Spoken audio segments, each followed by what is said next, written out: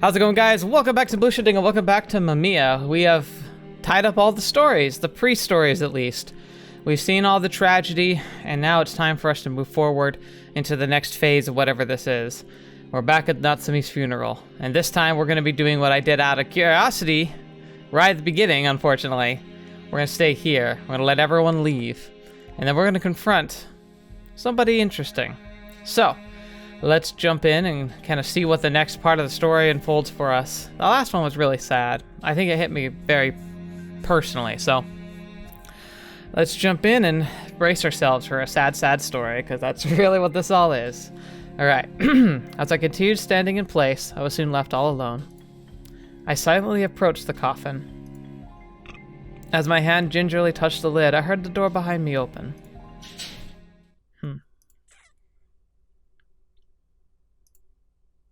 I'm pretty sure the funeral's already ended. Oh, I just wanted to see Natsumi's face one last time. His seemingly unfamiliar voice made me squint. My fist trembled with rage. Who are you? This is our protagonist. I deeply cherished those four, and I wanted them to be happy. They should have never met fates like that. And yet, everything went to hell because of Mamiya. I turned around. What are you? The man smiled in lieu of an answer. Putting all my heart and soul into it, I shouted at the man standing near the entrance as loudly as I could. I'll ask again! Come on. Answer me! What the hell are you? Ever so slowly, the man before me parted his lips to speak. Mamiya. So...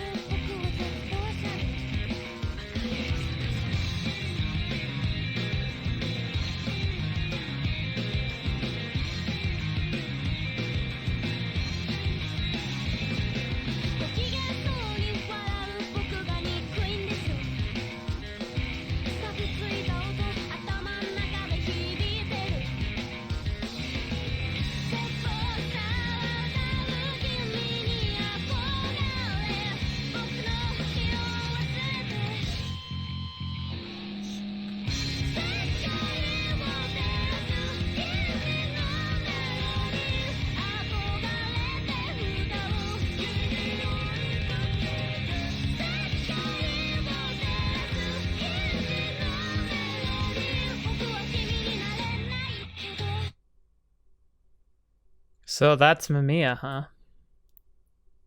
Interesting. So I wonder if we're going to actually figure out what the heck this whole Mamiya thing is all about anyway. But apparently it's a person. I'll save them. I'll save all those who came to my funeral. Hey, so it's Natsumi? No matter what. I'm expecting great things. Natsumi. Okay, so Natsumi's the guy with the bandage. Downfall. Downfall has been locked. You may select it by clicking restart on the tile screen. Okay. So, alright, how do we do this then? Ah, look at that. It's like a change in the beginning. Time for us to start. So, fall down first, then downfalls next.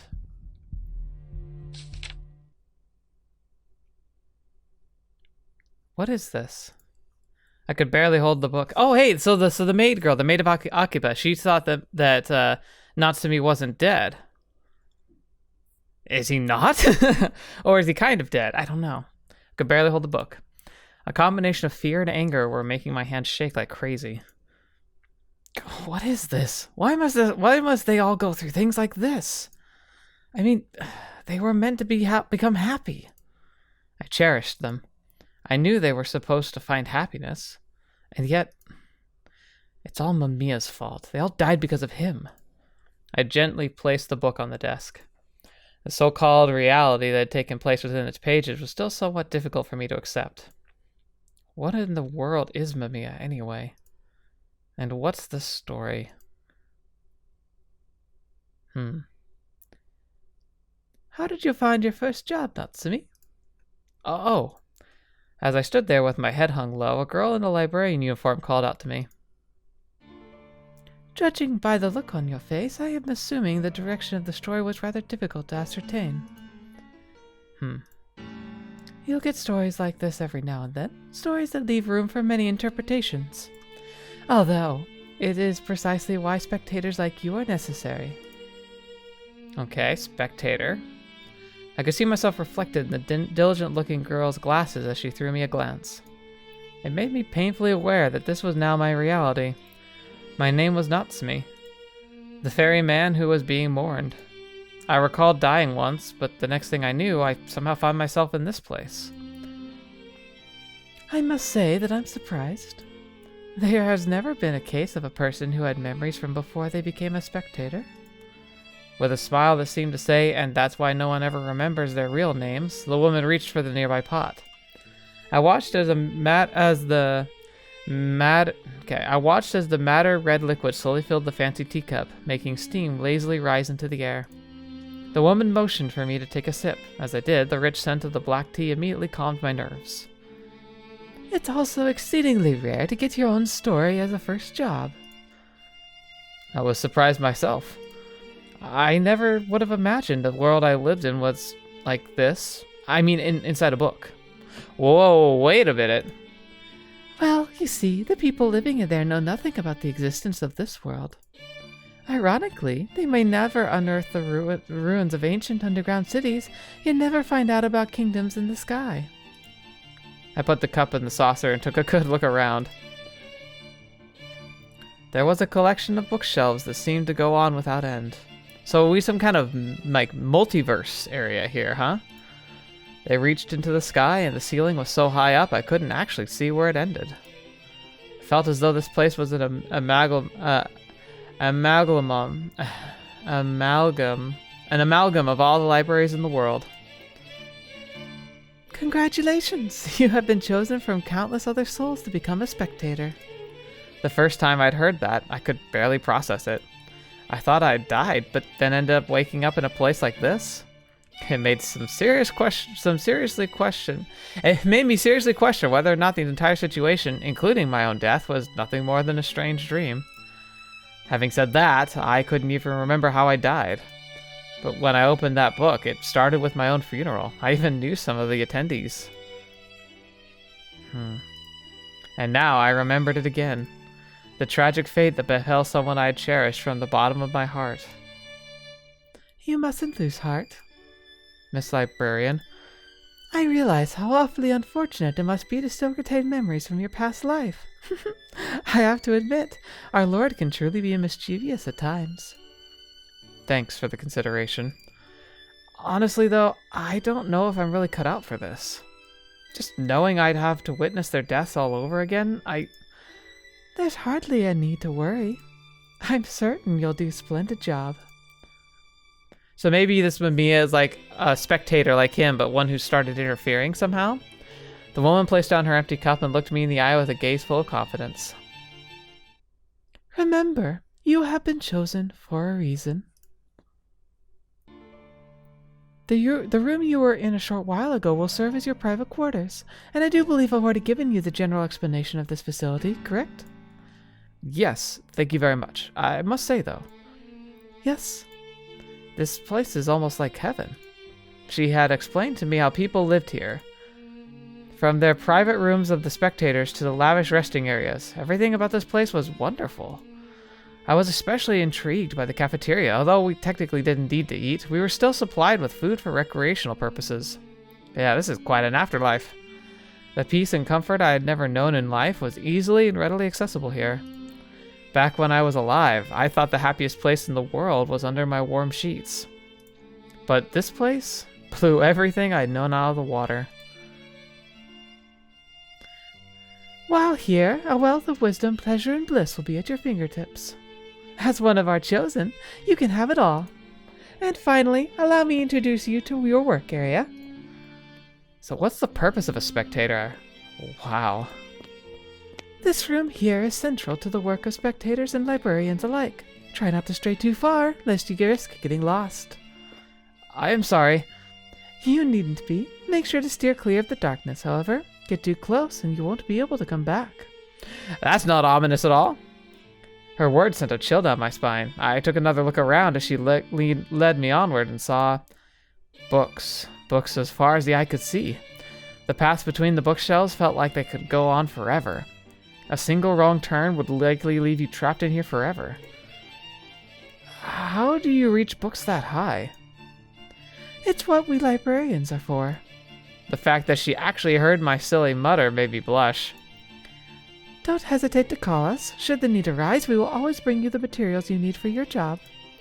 Of course, we also help if you find yourself lost. Right. Felt like it wouldn't be long until I'd need our help. Do you manage all these? Yes, though since their numbers keep growing without end, there are ones even I don't know about. I imagine so. I saw books placed next to each other that seemed almost identical at first glance. It's so strange. It's supposed to be my first time here, yet something about this place feels almost nostalgic. Oh, but that's only natural. You humans used to be here before you acquired your bodies. I was? Yes, humans are beings with the Creator, and as such, they are bound to pass through this world in the heavens. Yet, in order to manifest a being of flesh, they must also pass the river of oblivion. That's why the people down below don't remember the existence of this world. Well, this is very interesting, like the lore, and it's very nostalgic of, like, it's very religious in its, like, subtext, but the tone isn't, like, religious beyond a creator of some kind. Really interesting. I see. That would explain this odd feeling of nostalgia. Normally, as people become spectators, they cross the river once more, which leaves me wondering why you still retain your memories. But I suppose there are exceptions in every world. Chuckling, I touched the spine of the book with at my eye level. So, this book chronicles the entire life of a person from human history. Indeed it does. It contains all the established historical truths. Historical truths? Despite the sheer amount of books in here? I had learned my fair share of the world history as a student, but even still, this amount seemed excessive. Well, if every person's story is a giant novel, and it has every interaction they ever had in it, good grief, yeah, it would have to be extensive. There exists more than one world, you see. You might not know of them, but there are as many, if not more, than there are stars in the sky. Okay, so it is a multiverse type of idea. You mean parallel worlds? She took one of the books and gave me a smile.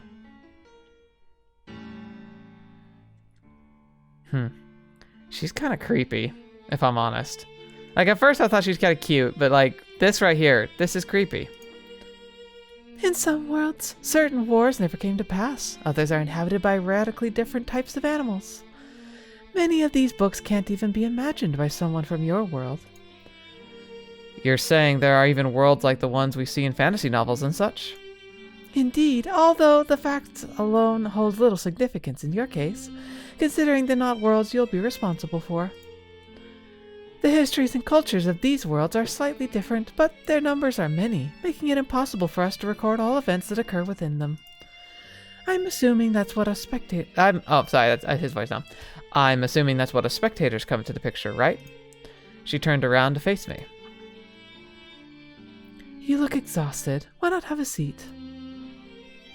I've already explained your job as a spectator. But I imagine the repeated observation to give you some new questions, so I will explain it all over again. Please do. People tend to dislike my explanations due to being too verbose.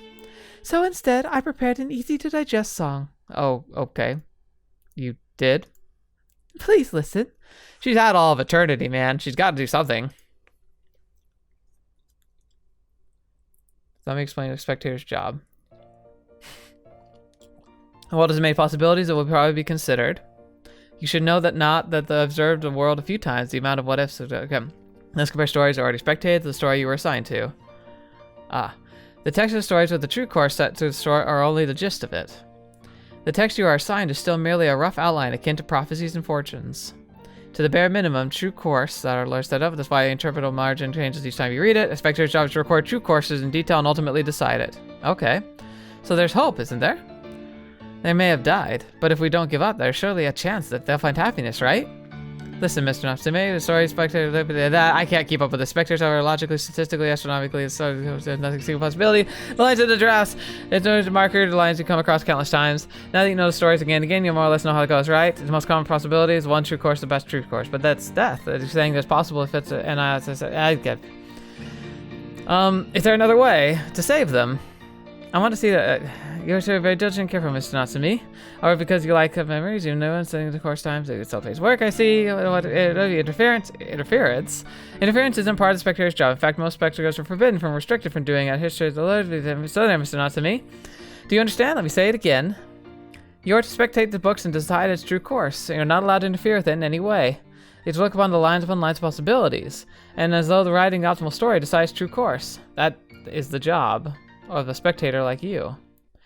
You're gonna have to pause that and go back, and I'm gonna have to go pause that, but if I got the gist of it, a spectator looks through a chronological, a slice of potential world lines, effectively. So where we have the Steins Gate world line theory, where there's like one true course, and then there's many, there's unlimited possibilities, and Okabe is able to kind of flip between them. In this world, in this perspective, spectator is somebody who reads through all the histories of the parallels and essentially dictates which line is the true line. So you could almost say that Okabe in Steins Gate is fighting against the perspective of a spectator in this alternate life who reads the timelines and dictates what's the true state. It's very interesting. So we've really gone very meta here, but this idea is the fact that there's fragmented possibilities, each of which are possible. A spectator determines which paths are the concrete ones that will inevitably occur, because whilst the people in the stories and in the world have free will, when you have omniscience, it's conceivable that if you held all data, you can hold all possibilities within a data set. If you can perceive all potential paths that could be done, you essentially know which paths are inevitable. But this is indicating that spectators have some ability to kind of influence the path. I'm not sure how, but I'm guessing we're transcending time as a dimension. So we're talking about people who have the ability to travel through time like we can travel through physical space. So if you can travel through time and physical space simultaneously, you can technically observe, identify, and even nudge in proper locations. And the nudging he can do might be so subtle that it might not even be calculable, negligible, almost like approaching mathematical limits. A mathematical limit's really interesting because conceptually it's about essentially solving problems with a zero that normally you could mathematically never solve, because zero makes a lot of equations like dividing by zero impossible. But a limit is getting infinitely close to zero without actually getting there. So in a way, maybe that's how he can influence things in the world and dictate what happens in the real time and space, is that he can have this approach of a limit where he doesn't actually influence anything that happens, but he can nudge things just so enough that things line up and snap into existence. It's fun because this is also reminiscent a lot. If you haven't seen the series Loki off of Disney Plus, really recommend you watch that. It has a really fun way of explaining and dissecting the idea of divergent timelines and maintaining a timeline and what that takes and what deviations mean and just all that. It's really, really fascinating. Oh man, getting really geeky on this one, but I love it. I love just the thinking outside the box. But yeah, and so Natsumi believes that if he gets to choose and has some kind of dictation on what happens in reality, he's saying, well, what if I just make sure things happen the way they should? And she said, oh no, there's interfering. There's a difference. They're not supposed to manipulate things in the world. They're simply supposed to just see the lines of possibilities and select the one that's most appropriate. maybe this is also a way of trying to like make sure humanity doesn't actually blow itself up, you know, all these opportunities for us to kill ourselves, and like they just kind of narrowly help us like perfectly dodge the worst case scenarios. It's a fantastic series, a fantastic idea actually. This is somebody, I feel like this is definitely written by somebody who has a very Christian background, who's trying to like conceptualize how such a system could work. And I actually think it's a very interesting like proposition here. Very, very conceptually kind of enticing in a way. Although the question, of course, becomes, where did it all come from? Where did the creator come from? How was this set up? And if like were there no spectators when the first humans were given life? And if that were the case, then who was dictating what would become reality at that point? Lots of very odd questions pop up when you get to that. So let's see how Natsumi does, because I think he's going to try and figure out how to interfere, and he's also got to figure out like what the heck Mamiya was, because it sounds like if he's not allowed to interfere, what if Mamiya is interfering? So yeah, I'm excited. Was that too fast? Should I sing it again? Yes, you were, but no, I think we're fine. We got the ability to rewind. Oh. I generally got the idea, so no. No, I understood that completely. Oh, I'm so glad. That means all my nightly practice sessions paid off. With that settled, I'm looking forward to the future of your fruits of your labor. But I think I get the gist. I wish I had more confidence, though. The idea that it's my job to decide historical truths and how the stories will go, well, it's a bit too much. Why was I even picked to become this spectator anyway? I gotta say, this place sure is big. Unaware that I was lost, I continued talking to myself. What does it mean to observe anyway? Will I have to keep repeating all that? I don't want to see any of them die ever again. If only I could somehow save them. Oh, I wonder who this is going to be. I don't know what voice to give. You're lucky no one else heard that. They might have seen it as a dangerous element and properly eliminated. Who's there? A mischievous, muffled voice rang out from the darkness. As I looked for its source, I found a door that seemed to have just appeared out of thin air. It didn't fit the surroundings at all. Are you behind this? As I brought my ear closer to the door, I heard a man's voice. It sounded strange, both standoffish and reverberating. You're the new spectator, aren't you? Yes, pleasure to meet you. Yeah, sure. You should really be careful with what you say, though. At first, they go on about how you're the chosen one and all that, but spectators aren't exactly hard to replace, you know. Now, if you want to know what happens to dead people when they die again, be my guest and do whatever the heck you want. What the man had told me from beyond the door sent a chill down my spine. My instincts told me that the scenario he described would be a fate worse than death. Who are you? Didn't the librarian tell ya? Spectators got no names, just like you, right? But I do have a name. It's Natsumi. Oh, really? What were you influenced by? Nothing. I just have the memories from before I came here. Huh. Now that's something. His tone had changed. Yeah, definitely interesting. I couldn't see him, but he sounded right in a way that was different from the librarian, which was why I chose to tell him something I hadn't told her. Actually, I can't say I approve of the stories I saw during my observations. That's so. They were my friends, and they were supposed to lead happy lives. But all their stories end with their deaths, caused by some incomprehensible being called Mamiya. That shouldn't be allowed to happen. Shouldn't be allowed, you say? Do you know something? No, I don't know anything about whatever you're in charge of. I just thought the spectators sure are a diverse bunch. Are you a spectator yourself? Who knows? What should I do? They're all people who deserve happiness. I can't just let an ending like this slide. I would do anything to make them happy, but spoken word has power, you know. Are you serious? I sure am. The person behind the door fell silent for a good moment. I simply continued staring at the heavy door, waiting for him to resume. I'm guessing in a place like this, when he says that saying words has power, I'm guessing that they're living in a space where intent has, like, driving force. Kind of like how when you want to reach out to something, your muscles like receive instructions from your brain kind of automatically. You're not thinking about each individual muscle moving, and yet you're able to extend your hand and grab something in front of you. So in this place, stating something you want out loud is akin to likely potentially pulling the fabric of reality into making what you want true, which is why not just saying something out loud is like dangerous as in like people might overhear you. It's more of like you actually might make things happen if you say them. Then let me teach you how to interfere. Interfere? Didn't the librarian give you an explanation? Well, she did in her own eccentric way.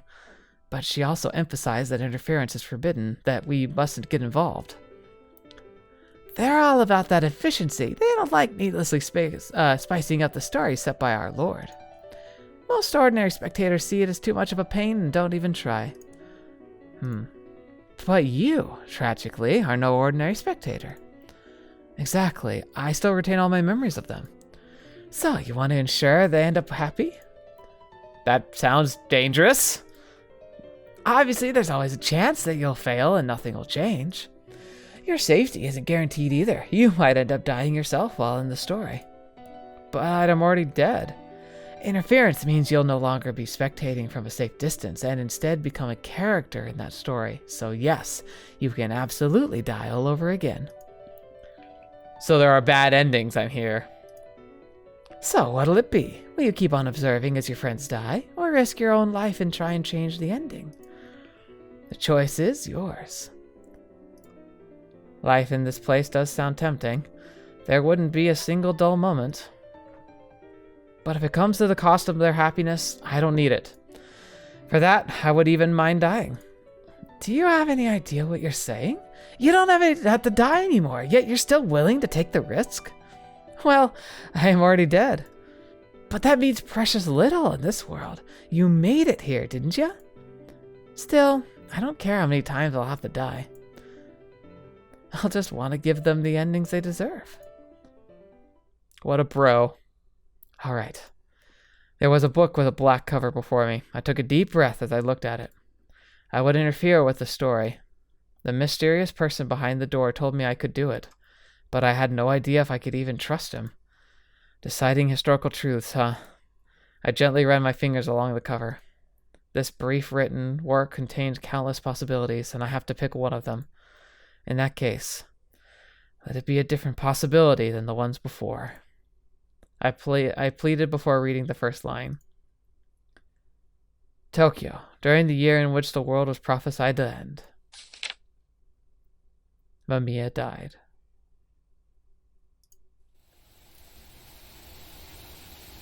Okay. Under a dull monochrome sky, the rain fell heavily upon the concrete below. 4 silhouettes had gathered, yet the gloomy weather had hid their expressions well. None of them had umbrellas. Hanging their heads, they merely stood in place.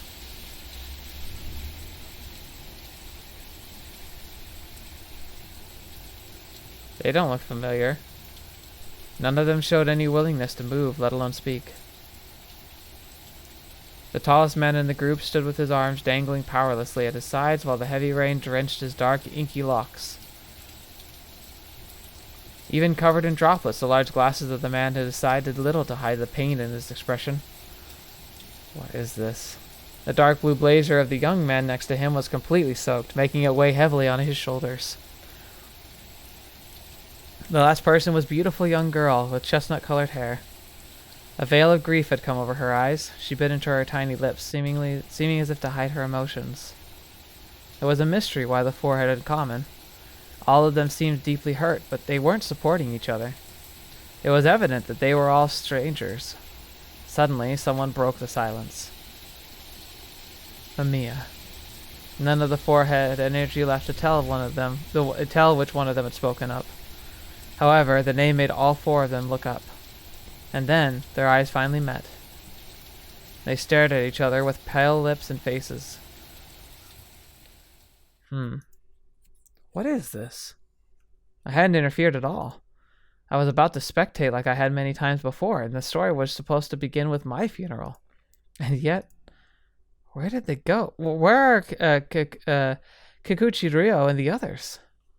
I want to find out about the entity, the beings that brings them pain. Mamiya. What's this about Mamiya dying? Mamiya died. It was hard for me to believe that the mysterious being that spread so much malice could die so easily. More importantly, who are these people? I spent a moment in thought, but came up with no answer. For now, I'll just see how this story goes.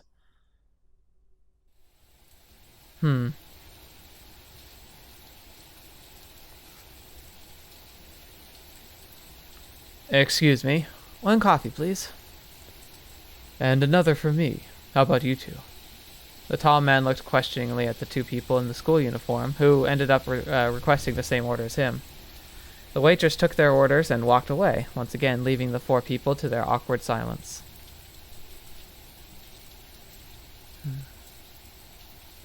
They were drenched in rain.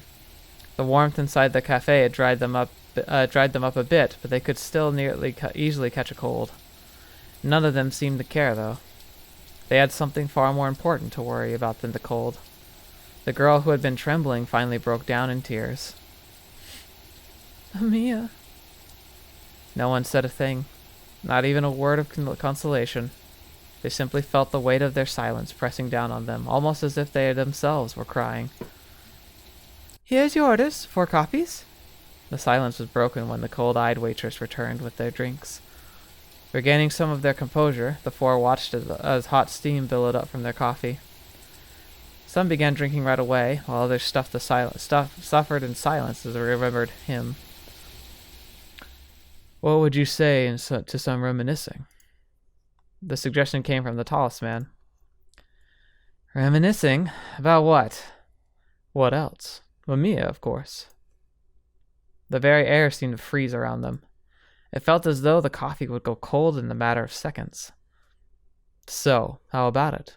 I think it would help us getting our feelings in order. His silent tone made him seem emotionally unfazed, which only served to amplify the anxiety of the other three. In fact, not even he knew why he had said something like that. He didn't actually want the strangers to know about the memories he had shared with Mamiya. However, he did want to know how Mamiya was reflected in their eyes, this conflict that was shared by all 4 of them. You start then. You're the one who suggested it. It's only fair. Very well. I'll tell you about the Mamiya I knew. Honestly, I couldn't remember when I met him. He was always by my side as an invaluable part of my everyday life. I'm using him and he, but even now I don't actually know his gender. Do any of you know if he's a man or a woman?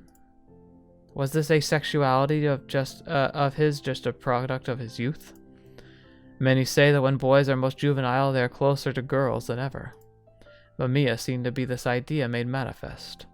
He had the smile of an omnipotent god, and ill fit for his otherwise small frame. I could remember myself often thinking that the sanctity he seemed to emanate left no room for sex or sexuality. Hold on. Yes.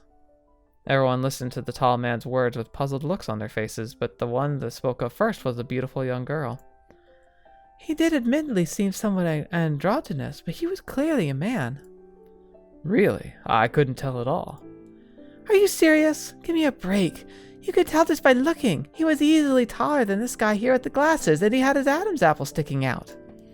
Getting singled out by the girl surprised the man in the glasses, but when she actually said, confused him even more. The tall man slightly parted his lips and waited for the girl to continue.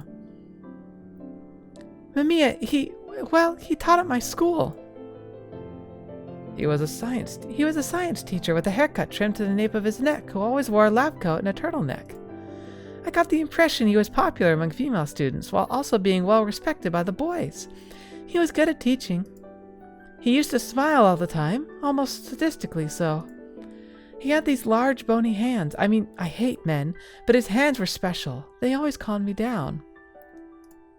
Mamiya was always sensitive to the nuisances of other people's hearts. He also knew exactly what was going on in mine. He didn't tell me where he lived or how old he was, or if he was even married.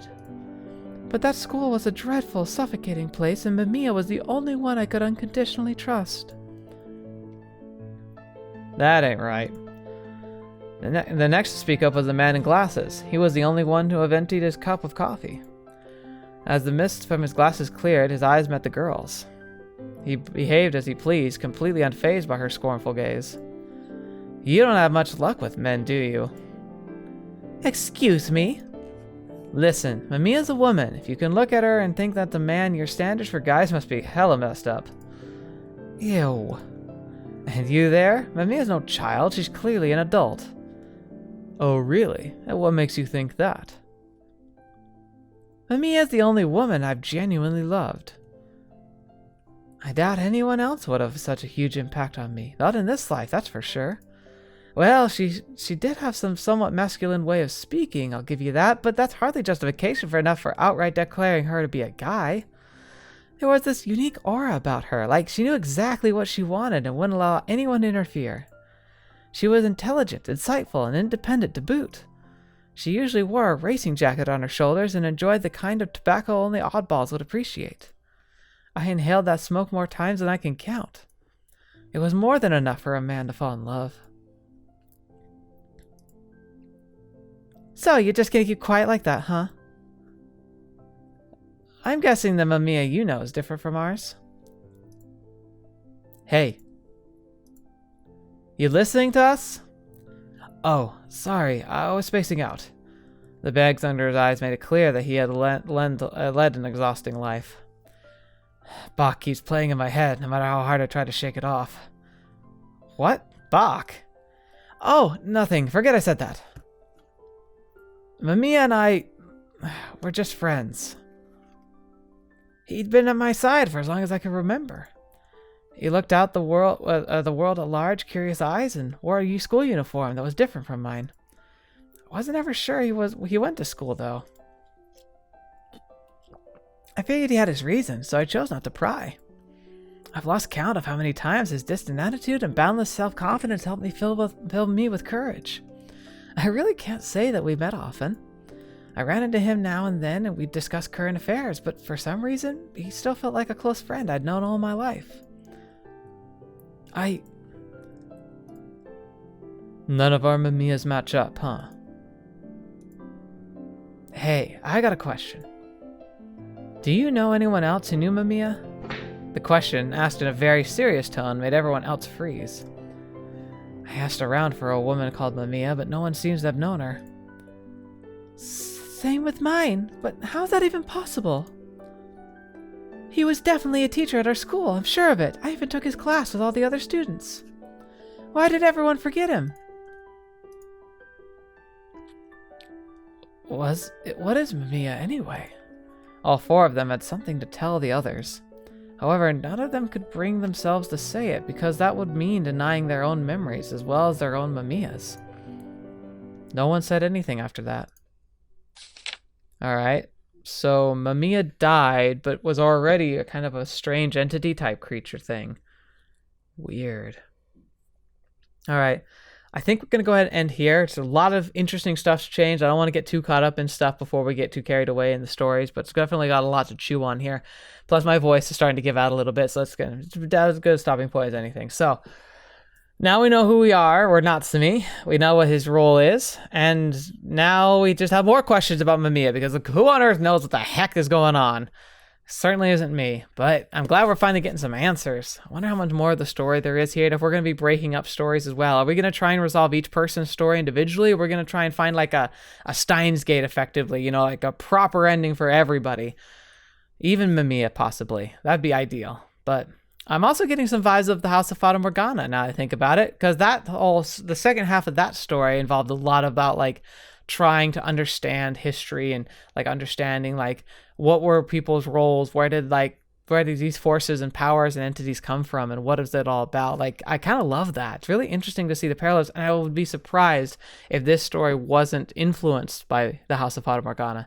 I'm seeing a lot of, now that I'm thinking about it, very similar like parallels going on. So very curious to see how this all plays out, but I'm excited. Oh, this is gonna be good. Thank you guys so much for being here. Thank you so much for joining me, and thank you so much to the patrons who helped select this series. Like, this is a gem. I'm very happy with it so far. It's very good. I'm really interested to see where this is all going to go, and to see like how how we're going to unravel like a lot of the mystery. I'm guessing again it's going to come down to ultimately being more mysterious than answerable, but I'm hoping we get to at least figure out who the heck Mamiya is. And like, so obviously Mamiya was a person who showed up at the funeral, so like I'm guessing he is also an interfering spectator. Like that would be my guess.